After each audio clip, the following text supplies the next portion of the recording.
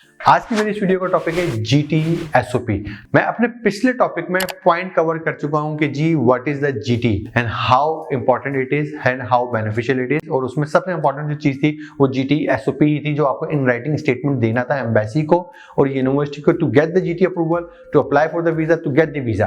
तो जो सबसे इंपॉर्टेंट पार्ट उसमें था आपके तमाम financial documents and each and everything के साथ, वो था आपका GTE SOP, जिसकी बेसिस पे तमाम डिसीजंस हो रहे थे। तो मैं आपके लिए आज 12 टिप्स लेके आया, 12 tips to write a GTE SOP। सबसे पहले आप क्या किन पॉइंट्स का बेसिकली आपने करना है कि जिसकी बेसिस के ऊपर है। तो GTE SOP दो थी, एडमिशन SOP और GTE SOP। GTE SOP definitely आपकी यूनिवर्सिटी एडमिशन SOP के मुकाबले थोड़ी सी डिफरेंट होती है। ये इंपॉर्टेंट स्टेप होता है, most important step while applying for the admission abroad. अब वो टिप्स क्या हैं? Number 1, right your content with the truthfulness and authenticity. This is the first factor or your first point. Second, describe your current situation, personal situation in your home country of origin, economic condition of your home country. दोनों points को ही cover करना है, जिसमें आप अपने home country के और economic condition को कर रहे होते हैं। ये मैंने अपनी प्रीवियस वीडियो में बताया है कि जी वो क्या है, और उस वीडियो का अगर आपने नहीं देखी तो लिंक मैं अपनी डिस्क्रिप्शन में नीचे दे रहा हूँ, वहां से आप जाके GTE के बारे में समझ सकते हैं and then it will B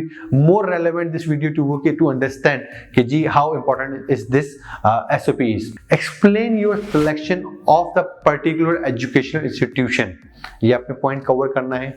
demonstrate that you have research the field और कोर्स यू आर परस्यूइंग, ये आपने लाजमी डेमोन्स्ट्रेट करना है। Always talk about the course potential benefit to you in the future.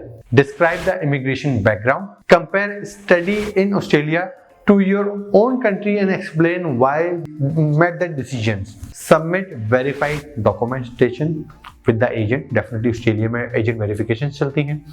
Explain if there is a connection between your chosen field to anything you have already studied. Express your plan for your future in writing. The intention of parent or legal authority if you are under 18. Seek out expert guidance if needed. Well, that's it for today. If you need any help, please feel free to leave a comment below. Like always, happy learning from my side.